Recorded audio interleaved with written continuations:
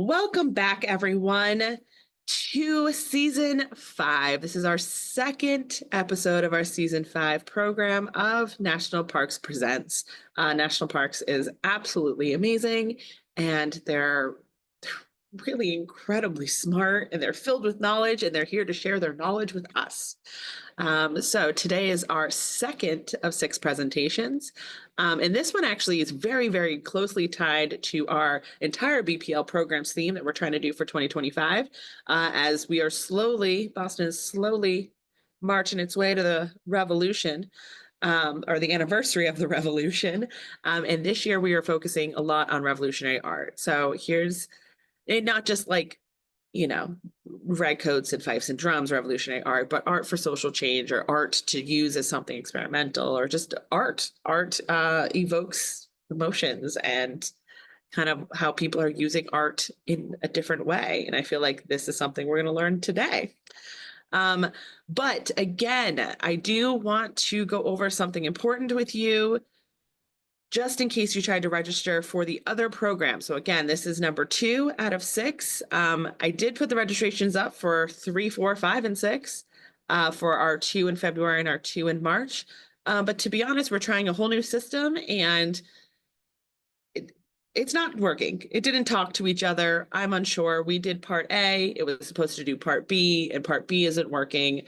So no one has actually registered for anything. So you'll see I'll send an email out if you opted in to get BPL emails, and I'll send an email out with the registration link so you can actually register for this. And I do apologize if you're like, I registered and now I got to do this again. That's so annoying, Karen. I know it's annoying. It was annoying when I figured out the problem too. I was like, oh, this is bad. Oh, I don't like this. This is terrible. So I do deeply apologize for how annoying that is. And hopefully we'll get it fixed and we'll never have to do that again. But that's what happens. Sometimes you try new things and it doesn't work, and we'll figure it out. Anyway, so that's a small thing, but usually it goes seamlessly. All righty. Now, as that is out of the way, I do want to go over some of the Zoom features. I do want to remind people that we are in Zoom, and you are welcome to throw your questions in the chat. This is a Zoom webinar that is a little rare because we keep our chat open, because you guys are awesome. I know you're like, Karen, you're pausing and grasping for new words. And it's yes, because I can only describe you as awesome so many times, but it's my favorite word. Amazing, incredible, brilliant. Also, that works too. You guys have great questions, so feel free to type them up in the chat. I do want you to be aware of who you send it to, though. The to form can change. You can send it to hosts and panelists, and hosts and panelists is everyone you'll see on screen. It's myself, it's Ranger Patrick, you'll see Ranger Steve as well. Or you can change it to everyone, and it'll get sent to everyone, meaning everyone back home and on the screen. So just be aware. If you are someone who does not enjoy the closed captions right now as well, you are welcome to turn those off. They should be enabled. And if you want to turn them off, you click on the button. Oh, there's no even turn off. You just click on and off. Look at Zoom. Zoom just getting so modernized as we've been doing this throughout years. So click on it again, and the caption should turn off. All right. Oh, one last thing. Lucky for me, as I just stumbled my way through my opening, we are recording, so we get to hear it all over again. And we're recording not for me and my annoying voice, but we're here to record the amazing, awesome presentations that the Rangers are putting on. You are welcome to, the best way, honestly, is to find it through Googling. I would Google Boston Public Library YouTube, and it is right there. It's an entire playlist of this season, last season, and the season before. And yes, so, and after you type in your questions, there's a familiar face that you're like, where's my familiar face? Where'd my moderator go? He's missing today. He had places to go, but we have someone even better, someone better than Sean. His name is Steve, and Steve's going to be the moderator of today. And so at the end, as we're doing questions, you'll see Steve pop on, and he will be asking all the questions that you put in the chat. And then, yes, okay, that is my last thing. So now, without further babbling from me because, guys, as you know, I can keep going. Let's give a warm welcome to Ranger Patrick Boyce as he presents Boston's last Bunker Hill Cyclorama.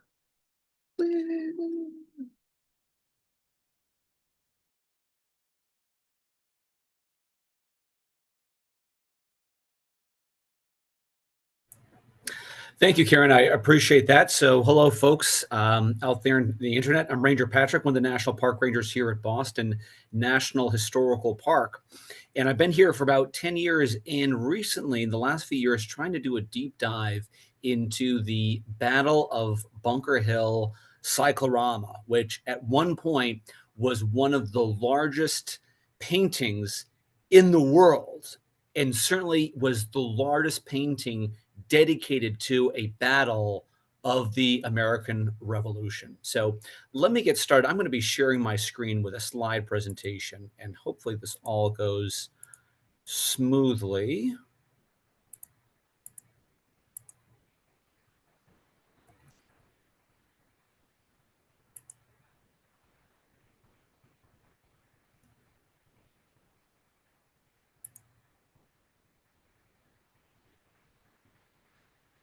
And Steve, can you let me know, is that popping up there, the PowerPoint?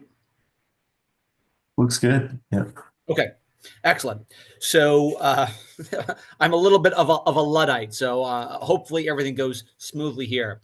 So on a kind of an early winter evening like tonight, I want you to put yourself in the place of a similar kind of early evening back in 1888. Imagine it's February of 1888 here in Boston, and you are going on a trip with your family to the Bunker Hill Cyclorama in the south end of Boston.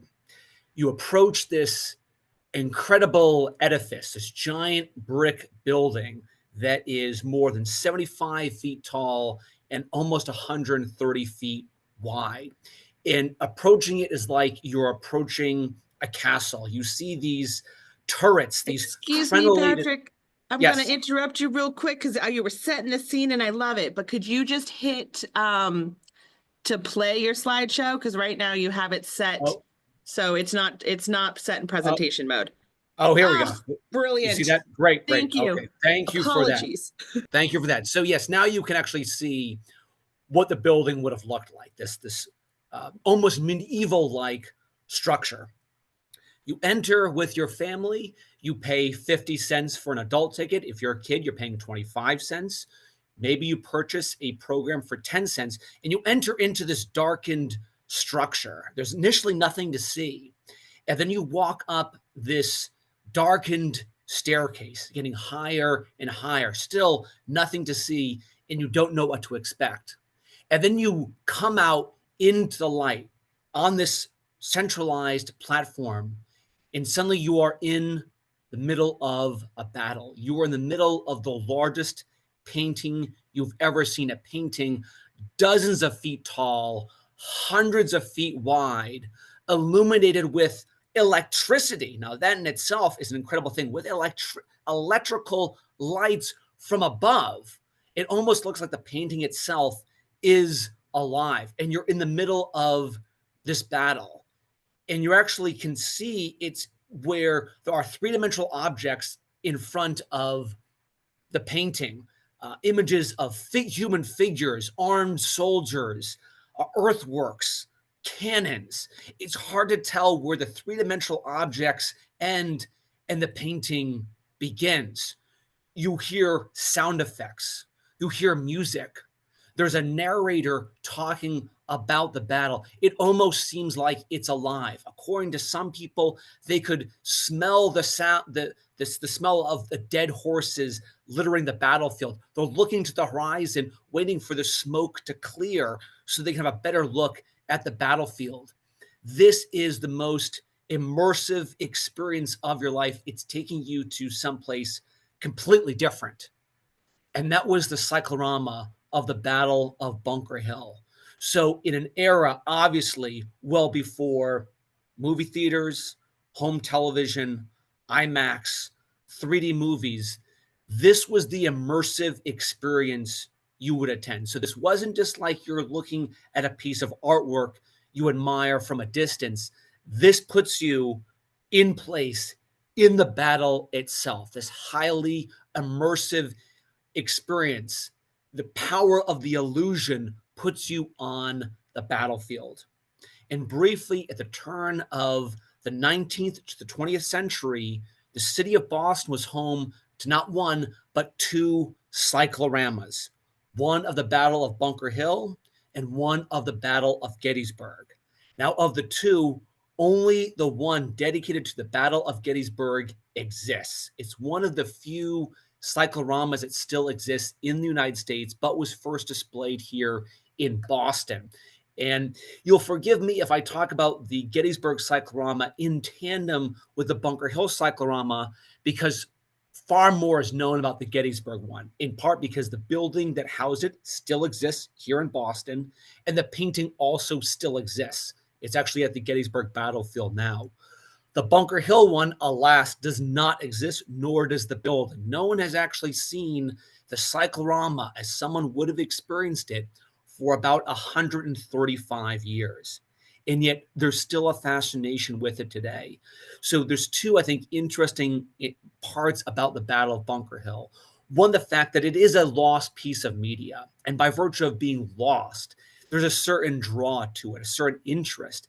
And there has been a desire to replicate it in some format for the last nearly 80 years. And in fact, there is a reproduction, which I'll get to at the end of the program. So even though this painting was only displayed in Boston for 2 years at most, and no one alive today has ever seen it in its original presentation, it still is interesting, and there's been a perpetual desire to reproduce it.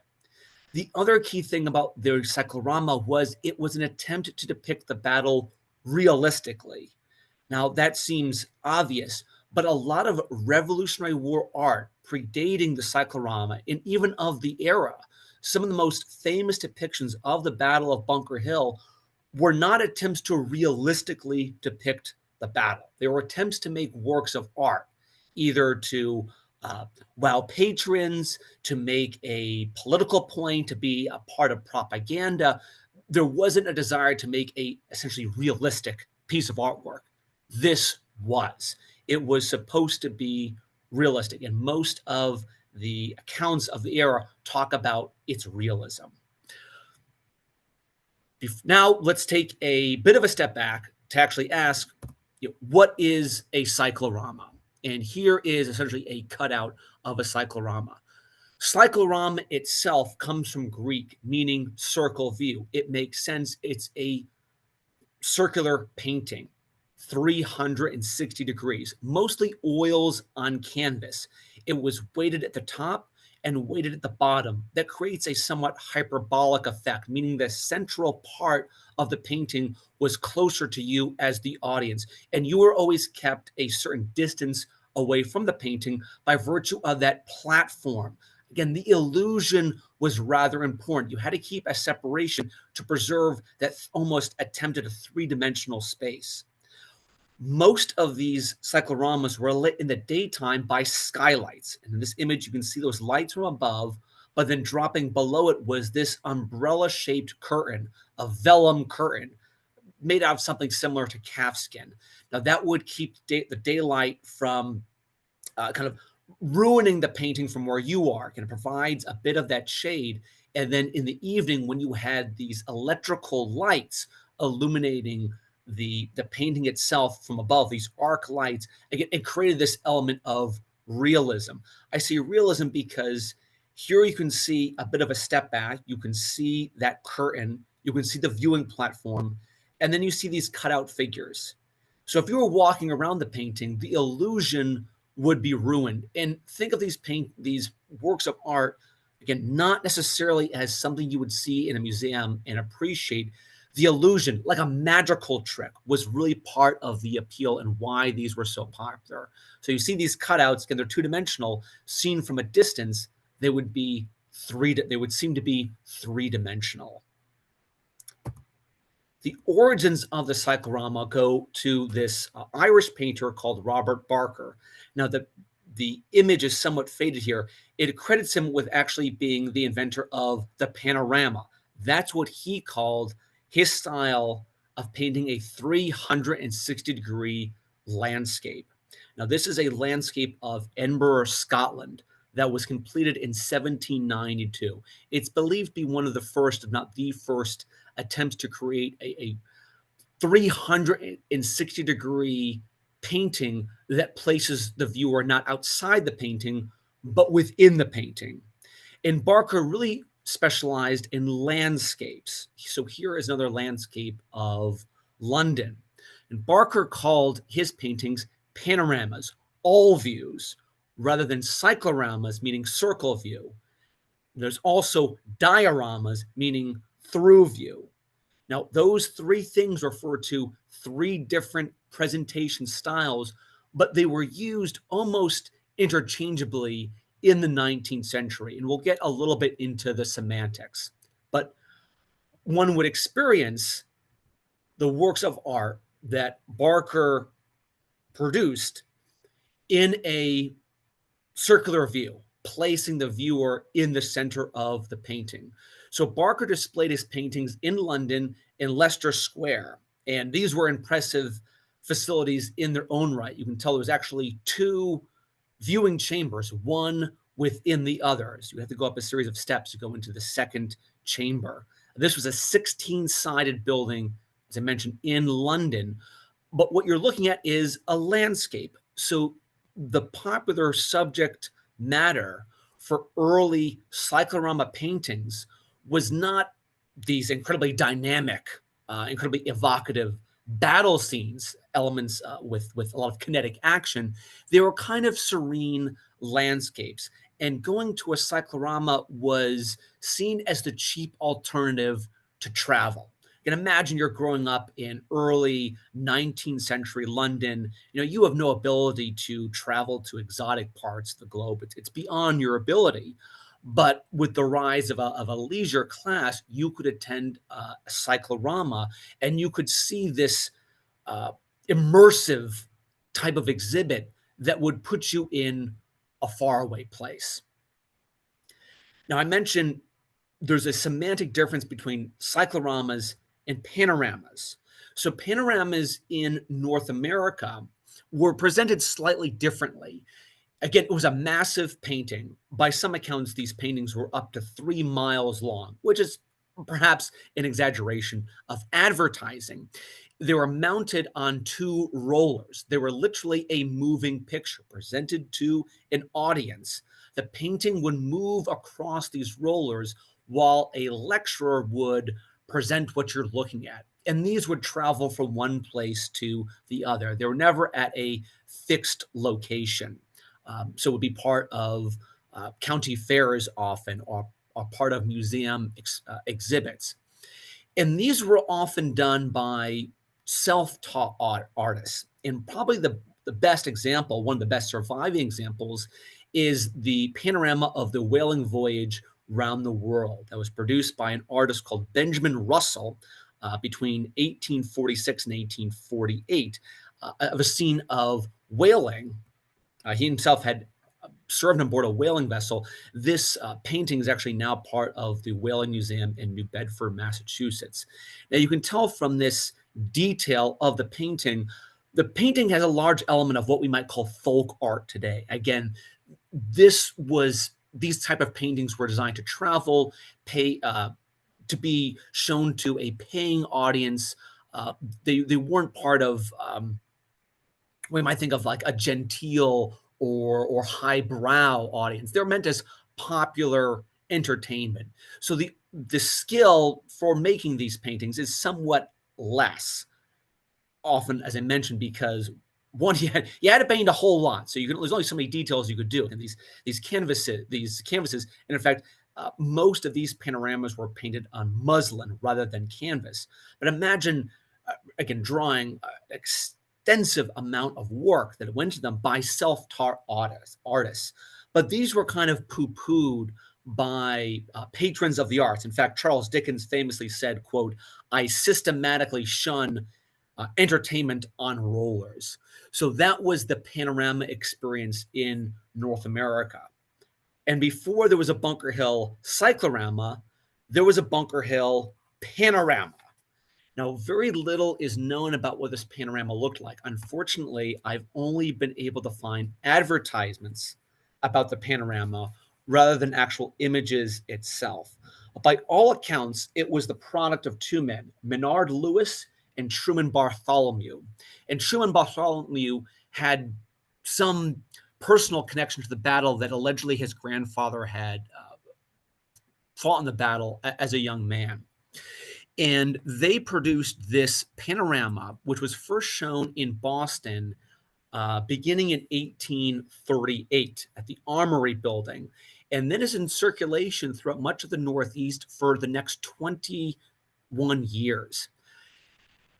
The battle was presented in this moving panorama in 3 acts, which is the entrenchment at the top of Breed's Hill, the British preparing in Boston, and the assault on the high ground. Now, this not only included painted figures, this not only included a painted backdrop, but actually mechanized moving figures in the foreground. So there was a very elaborate apparatus that was put in place to add this life to the experience. Oops, getting a little bit ahead of myself. This incredibly lifelike experience. And accounts at the time talk about how experiencing the battle as part of a panorama was far more impressive than, say, reading a book, because it made the image come alive with this, again, very intricate mechanical mechanism that would have moving figures, soldiers, probably wooden soldiers painted, moving in the foreground with the combination of sound effects and music. By all accounts, this was an incredibly popular program. Again, patrons would pay about 50 cents, 25 cents for kids, which you got to imagine in 1838 is not just penny change. This was something, though, that was seen as educational and that could appeal to a wide audience. There was a real hesitancy in the 19th century of traveling attractions somehow offending the morals, being kind of seedy, like a sideshow. So these attractions really purported their educational value to the public, and also just the mechanical wonder of it. Again, I mentioned it travels in Boston, it goes to Lowell, it goes to New York, Baltimore. The last knowledge we have of it comes from an advertisement saying it, quote, "must be sold even at enormous sacrifice" in 1859. The acclaim it got was, quote, "a fine specimen of Yankee ingenuity and skill," and, quote, "the greatest pieces of mechanism ever seen in this country." So that's kind of impressive and explains why it was around for so long. It was part of other presentations because the actual battle, told in 3 acts, would only take about 30 minutes. And when people would attend these types of programs and lectures, they were expecting about 2 to 3 hours worth of entertainment. So this panorama was shown alongside other attractions which simulated thunderstorms, which showed enchanted forests with fairies. So it's a very strange dichotomy between first seeing a program about the Battle of Bunker Hill, and then you're looking at an enchanted forest. I mentioned I will be talking about the Gettysburg Cyclorama, so it's hard to talk about the Bunker Hill Cyclorama without getting into the Gettysburg Cyclorama, because it was displayed in Boston and it still exists today, and there is a lot of overlap between the two. So the person who gets the credit for the Gettysburg Cyclorama is this painter right here, Paul Philippeteau, who was French. He had gone to the École des Beaux-Arts in France. Many of the painters of cycloramas during their golden period in the late 19th century were European. And again, European artists having this, I guess, a better reputation than the sort of folk art of the American panoramas. So in 1879, there's a desire by Chicago entrepreneurs to create a cyclorama of the Battle of Gettysburg. It's now 14 years since the end of the American Civil War, and there's kind of an interest in revisiting it. If you think the generation that had fought in this conflict by this point had established families, established secondary jobs, had already kind of moved on with their lives, there's seen as like a safe distance between the events being depicted now being reinterpreted on a scale of entertainment. And to make kind of a side note, there's kind of an interesting parallel to movies today depicting wars generally reaching their popularity about 10 to 15 years after the conclusion of the war. One of the best examples during the Vietnam War, the John Wayne movie, the Green Berets, famously a flop. Fast forward about 18 years to the mid-1980s, and you get Platoon, Full Metal Jacket, Rambo First Blood Part 2, Hamburger Hill, movies that are winning Oscars, movies that are incredibly lucrative at the box office. Same thing more recently, movies about the Iraq War, which came out during the Iraq War. Home of the Brave, Redacted, Stop Loss, Hurt Locker, very poor showing at the box office. Fast forward a few years, you get American Sniper, one of the highest grossing R-rated movies ever made. So there's this continual parallel of when conflicts are kind of safe to be reproduced for mass consumption. So Paul Philip Bateau gets this commission. He's paid about $50,000. He's working with a team. He starts doing his research in 1879. He goes to Gettysburg, the battlefield itself. He interviews veterans. He talks to generals that had fought there, and he begins to get to work. And his format is something that other artists will use as well, which is first you create studies of your intended cyclorama. You then do a 1/10 scale drawing that you break down into grids. You transfer those grids onto the actual canvas itself. So you work in this grid format from like a scale down 1/10 scale to the massive scale itself. Now you can tell from this image, the human figures are fairly tall. There's roughly 20,000 individual human figures in this painting. So again, a massive piece of work. And this is finished and displayed in Chicago in 1883 and makes quite an impression.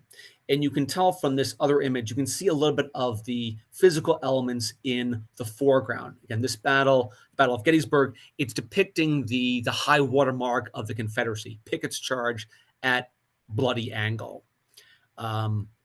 Here's another image. You can see a three-dimensional object. Again, it's kind of creating this space. By some accounts, over the next decade, something like 2 million people see this work of art. And naturally being popular, it leads to reproductions. And Paul Philip Bateau does 3. One in Boston, one in Chicago, in New York, and one in Philadelphia. The one in Boston is the one that still exists. So the Boston Cyclorama building is opened in 1884, this Victorian revival style building. I mentioned approaching it, it would be like approaching a castle. You see the turrets, you see the kind of the crenellated walls. The cyclorama itself, or rather the building at that time, was alleged to have been the second largest dome in the United States outside of the US Capitol. It's about 127 feet across, potentially then the 4th largest dome in the world. The painting that was displayed there was 42 feet tall, 377 feet long, and weighed about 6.5 tons. So again, a massive piece of artwork. Here you can see the crowds coming in. I know the resolution isn't great, but you can see the hours. It's open to 11 p.m. Now it seems incredible. Why would someone be going to these sites so late at night? Because they're lit by electricity. Electricity itself was its own appeal. And here would be your ticket. Again, this was on 541 Tremont Street in Boston. And this is the exterior today. So fortunately, this building still exists. It's now the Boston Center for the Arts. The Bunker Hill Cyclorama is displayed there until about 1889, after which it goes to Philadelphia. It is displayed at the Chicago World's Fair in 1893. It comes back to Boston in 1896. It's lost for a number of years and then is relocated to Gettysburg. After the era of cycloramas had ended, this site itself has a number of different functions. There are displays there during the Spanish-American War. There's a cyclorama purporting to show Napoleon in hell, of all things. It was a school to learn how to ride a bicycle when bicycles were starting to become popular. It was a roller skate rink, and famously, the first heavyweight boxing champion of the world, the undisputed champion, John L. Sullivan, had a weight room there. This is the interior, and that's me in the background. So that's kind of to show to scale, again, the dome arch, again, about 127 feet. There's the skylight. You can see a little bit of the drop from where that vellum curtain would have hung. So still a site used today, but simply not for artwork. I mentioned the Gettysburg Cyclorama, despite substantial damage. Most of the cycloramas are destroyed at the turn of the last century. It's really only by happenstance that the Boston version of the Gettysburg Cyclorama survives at all. It does go to the Gettysburg battlefield about 1912. The National Park Service takes over the battlefield in 1942, and so then assumes ownership of the cyclorama, which was displayed in this brutalist style cyclorama building starting in 1961. When I visited the battlefield as a kid, not long after the Gettysburg movie came out, so I was really all into all things Civil War, this is the structure I visited. However, it actually was built on part of the battlefield, and eventually this building was demolished, and the Gettysburg Cyclorama was relocated to its new visitor center. So if you go to see the Cyclorama now, it's part of a new visitor center. The only other Civil War cyclorama that still exists is the Atlanta Cyclorama, which I'm going to talk on just briefly. That can still be seen in Atlanta. Here you can really see the three-dimensional figures, again, in the foreground. And this was produced for touring in the Midwest in 1886. Even though it's depicting the Battle of Atlanta, it was not intended for an Atlanta audience. The places where these cycloramas were mostly shown were in the Northeast, in the Midwest. Now, why is that? Well, because those were the Union states, and these are all depicting Union victories. At one point, 10 different battles were depicted in the form of cycloramas. And outside of the Atlanta one and the Gettysburg one, none of the others exists, although images of them do. If anybody watched the Ken Burns 1990 documentary of the Civil War, that famous documentary, that actually includes a few images of the Shiloh cyclorama, which were preserved as stereoscope views. If you know what a stereoscope is, it's a photo taken from two angles and would be kind of combined in a single viewer to add a three-dimensional shape to it. So those images still exist, but none of the other cycloramas do. I mentioned the Battle of these battles are depicting Union victories, but in the 1890s, a Confederate veteran decided there would be an appetite for battle cycloramas in the South, so he purchases the Atlanta cyclorama ostensibly because it's a Confederate victory. Now, if you know your Civil War history, the Battle of Atlanta was certainly not a Confederate victory. The city was burned. But in the Western theater of the Civil War, the Confederate forces had a pretty long losing streak. So I guess you had to choose battles where you didn't lose as badly. Now, in fact, what this Confederate veteran did was retouch the painting so that oftentimes the figures showing surrendering were repainted to be Union soldiers surrendering rather than Confederate soldiers surrendering. Well, this cyclorama eventually did come to Atlanta as a permanent home. It was in the Atlanta Grant Park Zoo starting in 1893. In 1936, the cast of Gone with the Wind visited. So, in fact, there is a dead figure modeled after Clark Gable, part of this cyclorama.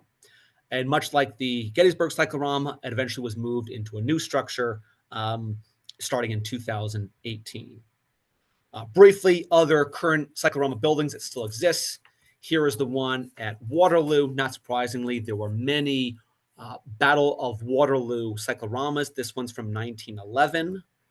There's a cyclorama building in Buffalo that was built in 1887, actually in 1888, and that depicted the crucifixion of Christ, the Battle of Gettysburg, and Niagara Falls, which was a popular subject for cycloramas. And also this one in Quebec, which is also a view of Jerusalem in the life of Christ. That was open in 1895 and has been open until, I think, 2012. So it's the longest running cyclorama that was displayed at any one location. And that painting, and I showed you kind of a behind the scenes image of it earlier, was also done by Paul Philippeteau, who did the Bunker Hill, who did the Gettysburg cyclorama. Before we get into the Bunker Hill cyclorama, so again, bear with me. I know it's been a lot of backstory, and part of it simply because there's not a lot of history that's been preserved on the Bunker Hill cyclorama, is simply how the battle was depicted earlier in art.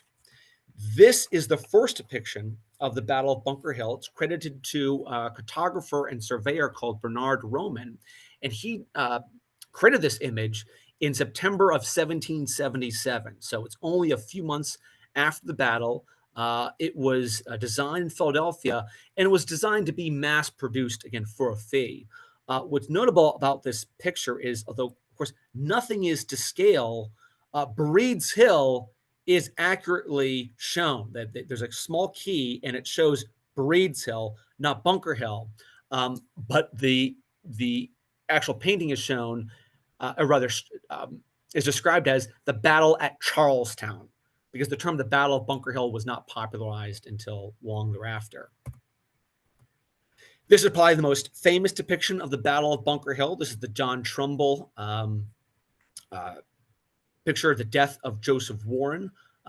This one is from 1786. This is in Yale. Of course, there's one here in Boston at the Museum of Fine Arts.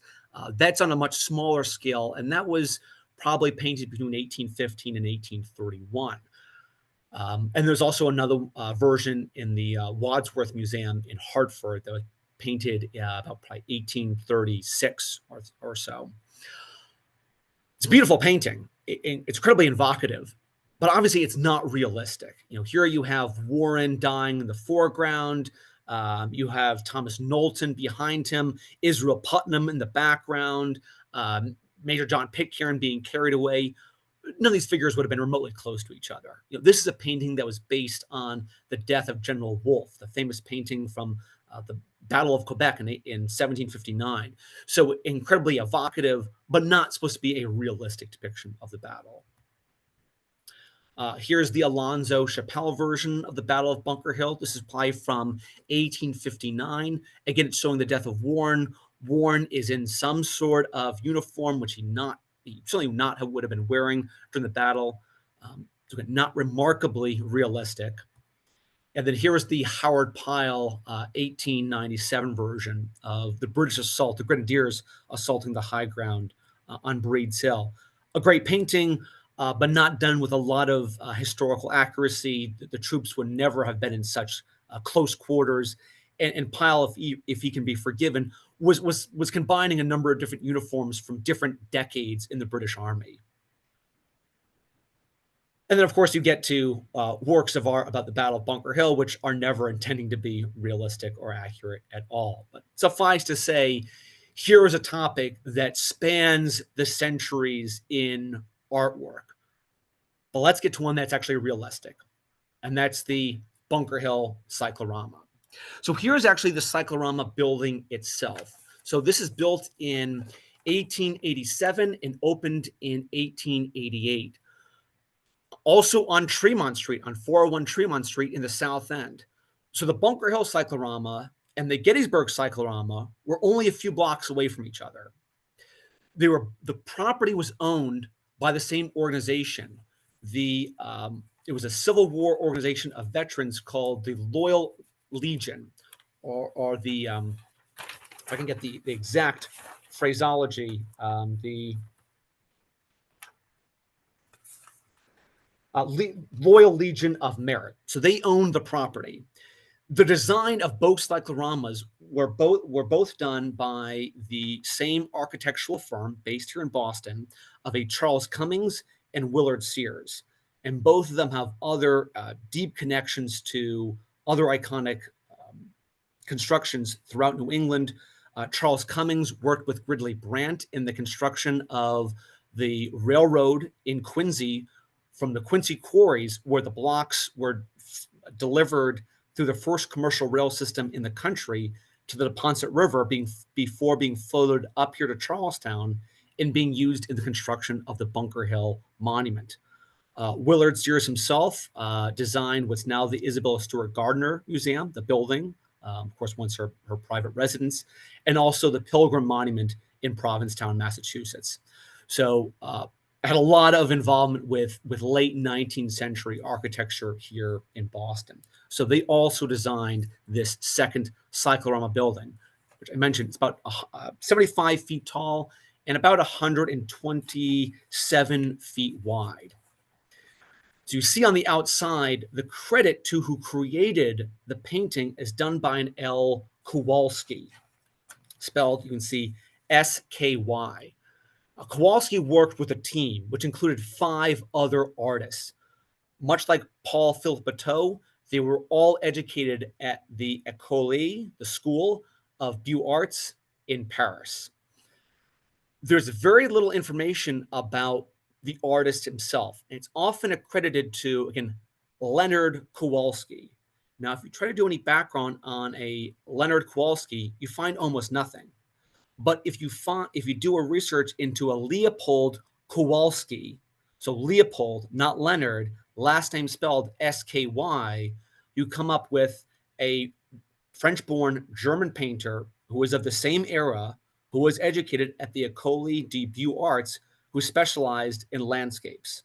So I think he's actually probably the right person. And these two people, again, are probably the same individual. Leonard and Leopold, this is the guy who worked on the Bunker Hill Cyclorama with a team. This was all a team effort, but he's the only one credited with the studies. What was also advertised when this first opened in February of 1888 was a diorama of the Boston Tea Party. Now, what did this diorama look like? And I mentioned diorama, cyclorama, and panorama were used somewhat interchangeably in this era. What the diorama looked like is a good question, because the only description I could find in a book called The Illustrated Boston from 1889 says, quote, "It is needless to give any description.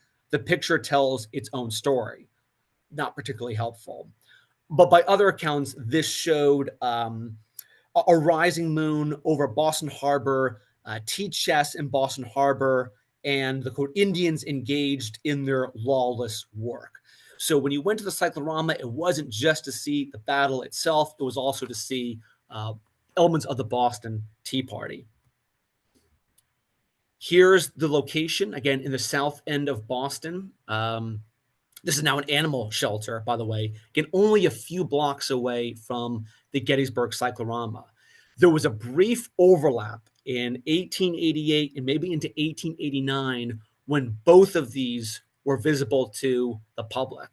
So they were compared favorably to each other, but there's a 1965 letter that indicates that the Gettysburg one was slightly more popular. As you entered, you received this 16-page notebook. It did cost about 10 cents, and it gave you not only a description of the battle, but also a key. So when you were standing in the viewing platform, looking at all of these individuals, this key would indicate what you were looking at. Now, the persistent question that I've come up with is the actual size dimensions of Bunker Hill Cyclorama. Contemporary accounts from 1889 indicate that it was roughly 40 feet tall by 400 feet long. That would put it in the rough approximation of the Gettysburg Cyclorama. The building dimensions were the same sizes, and it stands to reason that the size of the paintings were the same. However, going back to the 1940s, most of the information compiled by the Bostonian Society indicates that it was only 18 feet tall and about 244 feet long. What's the accurate number? I honestly don't know. I feel like the contemporary accounts might be more accurate, but there always was a potential to exaggerate the size back in the 19th century. But where the origin of this only 18 foot tall by 244 foot long painting comes from, I honestly don't know. But that's the indication of its size starting in the 1940s. At that point, of course, no one had seen the original for 50 years. Fortunately, though, we do have pictures of the original cyclorama. There are 11 negatives that were found by a custodian of the Bostonian Society in the 1940s. In 1943, he presented them to the Bostonian Society, although allegedly there was knowledge indicating that negatives existed going back to the 1930s. So here is a view of the battle. Again, your viewpoint as the spectator was directly in the redoubt itself on the top of what we now call Braid's Hill, about 62 feet above sea level. You're looking down into Charlestown. So here's the view looking south. This is the view looking slightly more westwards. You're seeing Charlestown there, and you see Colonel Prescott in the foreground kind of pointing. Here you are looking north towards the rail fence and the Mystic River. Now, this negative really is probably the best indicator that it's of the original cyclorama, because you can see a little bit of that foreground that was a model with the soil, the plants, the rocks. Those were all models, and probably the figure in the lower right-hand side it might be a three-dimensional or two-dimensional object placed in front of the painting, again, to add that depth. And here is the view looking west back towards Cambridge and the heights of Bunker Hill itself. So again, that's your viewpoint as the audience. If you were to stand more or less where the Bunker Hill Monument is right now, this would have been the viewpoint back in 1775. Both the Bunker Hill Cyclorama and the Gettysburg Cyclorama are more or less gone by 1889 or 1890. There's no account of the Bunker Hill Cyclorama being advertised after 1890. What it is replaced by is Custer's Last Stand Cyclorama. Now, it's unclear where actually if this one was displayed at the Bunker Hill Cyclorama building or the Gettysburg Cyclorama building. Conceivably both. But unlike the Bunker Hill Cyclorama, it did not receive wide acclaim in both for what it depicted and the individuals themselves. Because the Bunker Hill Cyclorama, again, had enormous amount of acclaim. Again, according to the people who actually witnessed it, in a letter dated from April 1888 says, quote, "I also went to the panorama of the Battle of Bunker Hill, which is as good as that of Gettysburg. It makes you feel as though you lived there." So again, conceivable both paintings existed in Boston at the same time, that people could have experienced both. The Illustrated Boston book says, quote, "When you visit Boston, you should not fail to see it." Again, referring to the Bunker Hill Cyclorama. And even the Cambridge Press News wrote, "The new cyclorama has been pronounced by press and public as one of the most perfect illusions and most remarkable works of art which has been shown in this country for many years." The downfall of these cycloramas is in that word illusion, because they were like magic tricks. And the more you saw them, the less the appeal they actually had. They really were popular because of their novelty. Explains why they often were moved from one town to the other. But by the turn of the century, the appeal of these cycloramas had largely fallen into disfavor because the illusion had worn off. Once you had seen it for the first time, it wasn't as popular seeing a second or third time. And once you get into the era of motion pictures, these paintings really go the way of the dodo. Patrick, I believe we have a question here relating Okay. to the Julie is asking, was the cyclorama built for the Bunker Hill exhibit? I assume, Julie, you're mentioning the Little Bighorn cyclorama. The Little Bighorn cyclorama was displayed here in Boston, again, starting in March of 1889. It's unclear what structure it was in. If I was to bet dollars to donuts, I think it was displayed at the Gettysburg Cyclorama building, the one that still exists, but conceivably it was displayed at both. It's also a painting which is lost, but even actually in the 1960s, there was a search to find it again, but as was the fate with most of the other Civil War cycloramas, they simply ceased to exist. What happened to the Bunker Hill cyclorama was two proposals were put forward by that custodian, John Weld, who discovered, or rather got custody of, the negatives of the original cyclorama.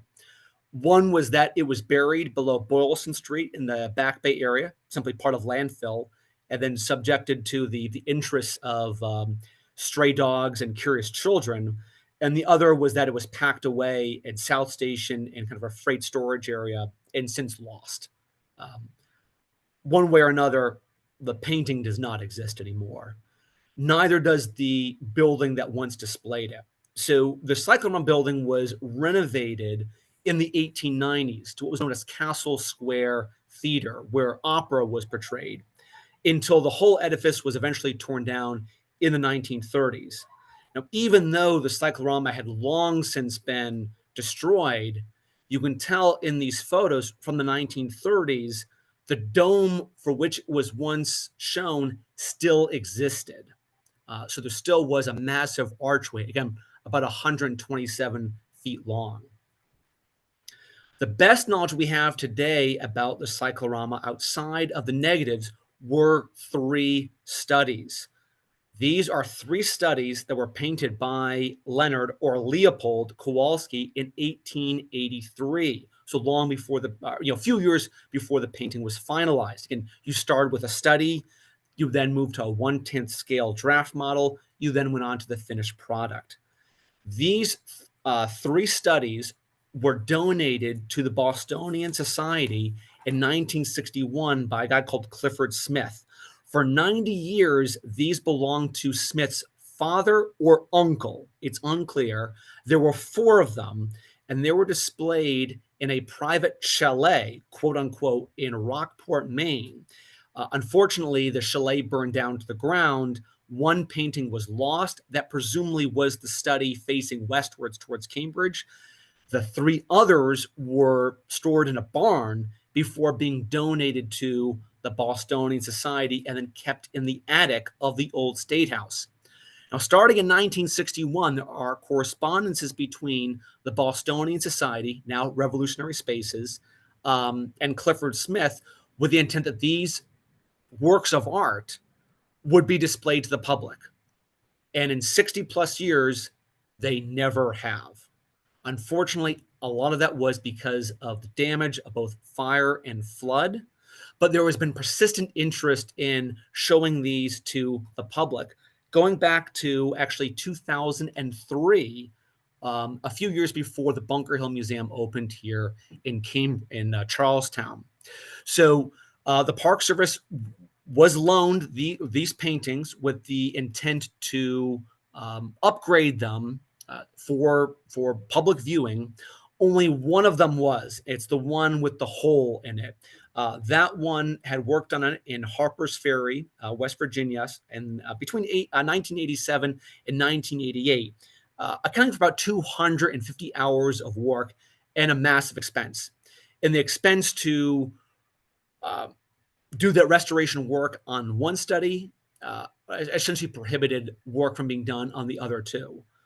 Incredibly, these pieces of artwork were kept in the rope walk building here in the Charlestown Navy Yard for years with no climate control before being loaned back to what's now being given back to their original owners, Revolutionary Spaces. When the thought was to create a new museum here in Charlestown, in 2003, there was still a thought, let's display at least one of these studies. But the thought was they were too fragile to be mounted on a curved structure. Here is a picture of the one study that was restored. And the compromise between the Bostonian Society and Boston National Historical Park in 2003 was that a photo, but not the original, would be shown on the second floor of the museum. But what is up there is the second cyclorama. This was done by a local artist called John Coles. He traveled to Bunker Hill to do some research. He talked to the Bostonian Society. He talked to the Boston National Historical Park to paint this cyclorama. Again, it's smaller than the original, but it's based upon the original. It's based upon the studies and the negatives. Again, the studies themselves were massive pieces of artwork. They're about 4 feet, about 4 feet tall and 10 feet long.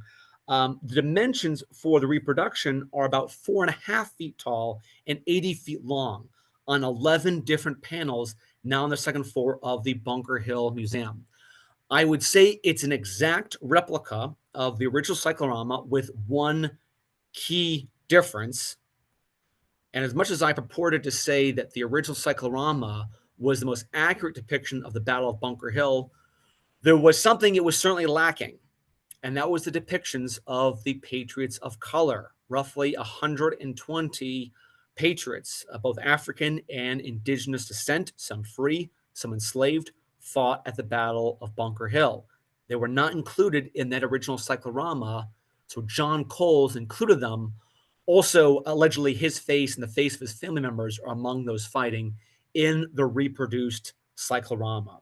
So again, this is something that you can see on your own. It's at the Bunker Hill Museum. So this gives us the best idea of what the painting would have looked like, again, on a much smaller scale. And that leads us to this very day. So the Bunker Hill cyclorama is something that I'm still doing research on. In fact, this afternoon I was at the old State House looking through their archives, trying to answer a few unanswered questions.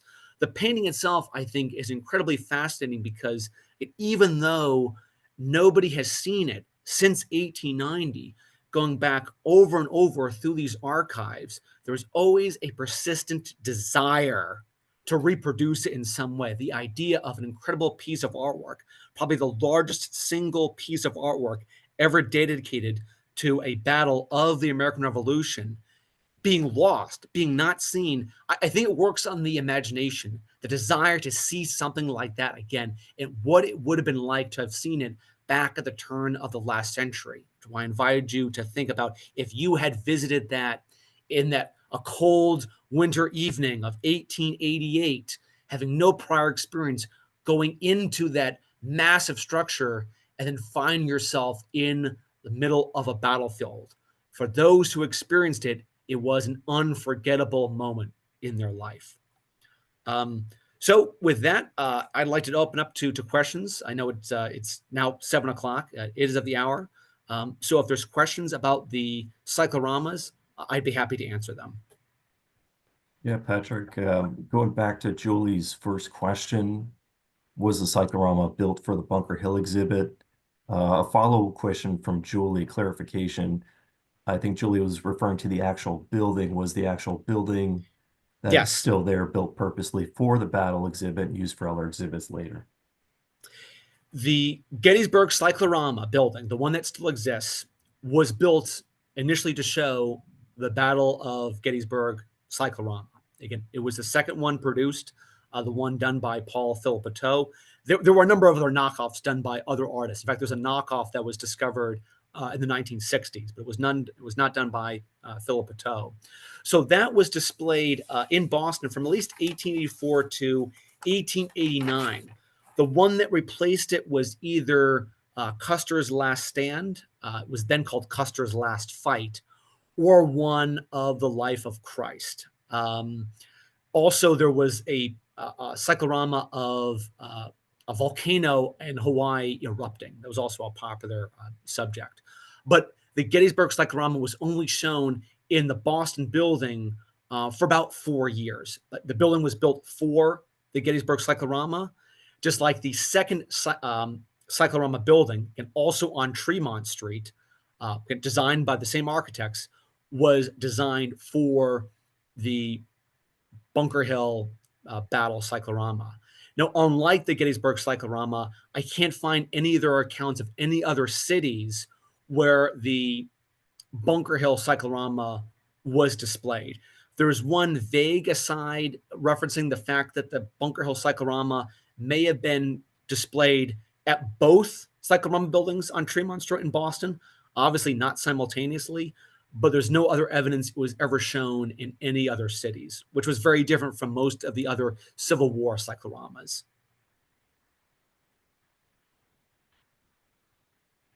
Great. We have another question from Sydney. The question is, they look like intense art installations. Do you know how much it costs to produce a cyclorama? The paintings themselves cost about $200,000 back in the 1880s. So that's an enormous amount of money. $50,000 went to the artist himself and his team. And these team members, everyone had their own specialty. Someone would specialized in drawing human figures, others buildings, other horses. Everyone had a special skill. So $200,000 was a massive amount of money. The only stat to see whether these things made money or not, it seems that the Bunker Hill cyclorama, for the 2 years it was displayed here, I think there's some account of that 200,000 plus people showed up. So if you can imagine, about half were paying 50 cents, half 25 cents. These things may have broke even. Again, they were extremely expensive. And a lot of that was simply the scale, and the oil-based paint needed to paint on canvas was just incredibly expensive, which also kind of explains why these paintings eventually died out at the turn of the last century. They were popular, but being so incredibly expensive to produce, putting aside constructing the buildings to house them, in the end, it probably just was not financially viable to produce more as one got into the 20th century. Great. We have 2 or 3 other questions here. Robert is asking, is Joseph Warren shown in any of the 3 studies? I see Prescott pointing at the foreground. It's a good question. I have to imagine he is. I've not, unfortunately, had a good look at the studies. One is still at the old State House, I believe, and 2 are at off-site locations. I've looked closely through the negatives of the original cyclorama, but I can't tell if he's located. If I look at the key, let me see if I can't actually bring up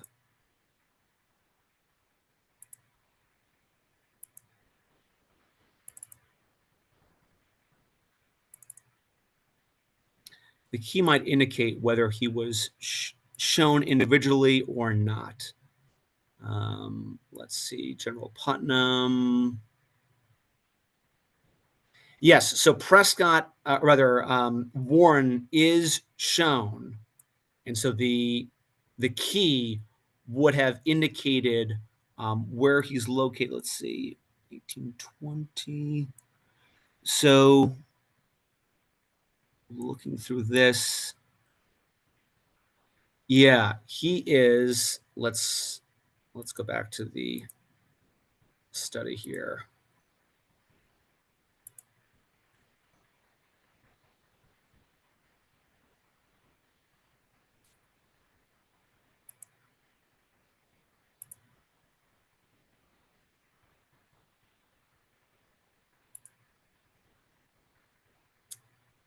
I have to take a closer look, but he's certainly in one of the two studies, the south and the kind of the southwest looking view.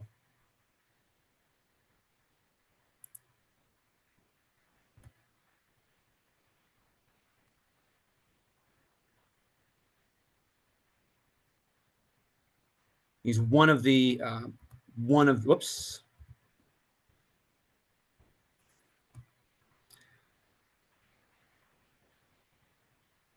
He's either in this view or this one. I have to take a closer look, but he is on the key, so he is part of the painting.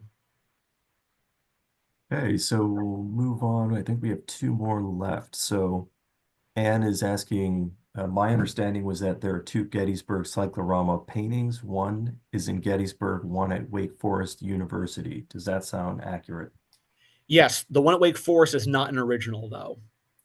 So that's the one that was found in 1965, but it's not one of the four that the team of Paul Philippeteau produced. Those were only for Chicago, Boston, New York, and Philadelphia.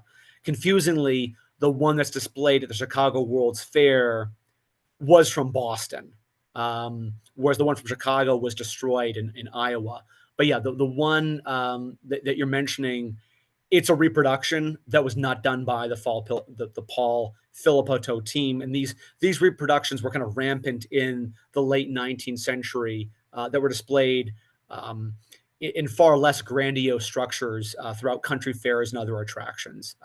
I've never seen it myself, so I can't tell its quality, but it's a second generation reproduction.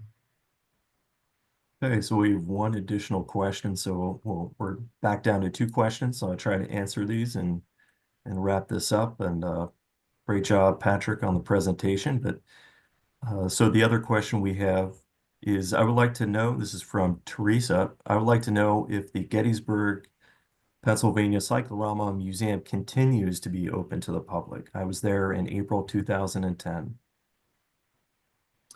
Yes, so you probably then visited during the transition from the old Cyclorama building, which was demolished.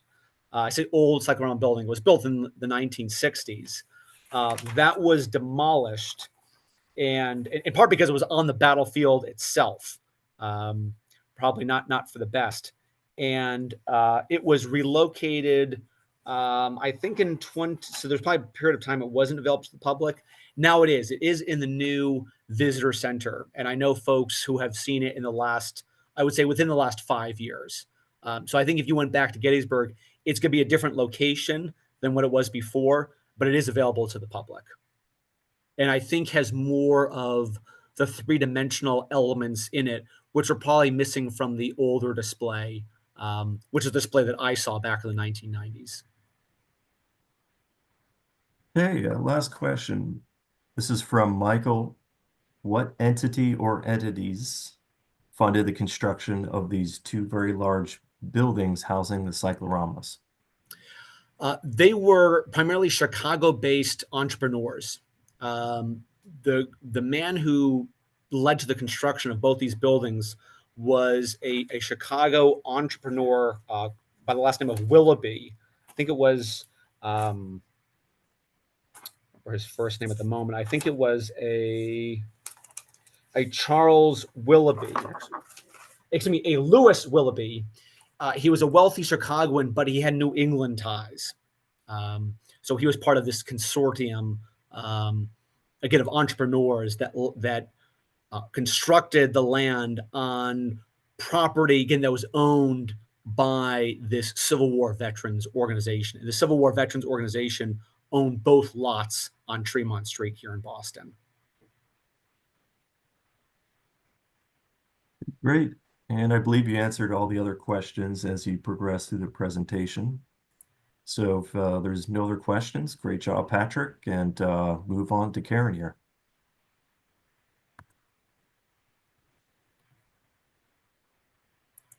Oh my goodness. I learned so many new things, none of which is moving my camera around. Thank goodness I was not an artist during the Cyclorama times. Ranger Patrick, this was absolutely stellar. I can't even get over how much I've learned. Also, I had no idea that our entire audience knew so much about cycloramas because you guys are a really big cyclorama crowd, which I'm really pumped for. Thank you so much for spending your evening with us. From wherever you are in the world, maybe it's your afternoon. I had no idea. And hope you join us again in 2 weeks when the presentation is African American Mariners in the Revolutionary War. And I will be sending you out an email on how to better register for that because our registration got all messed up. And that's what happens sometimes. That's life.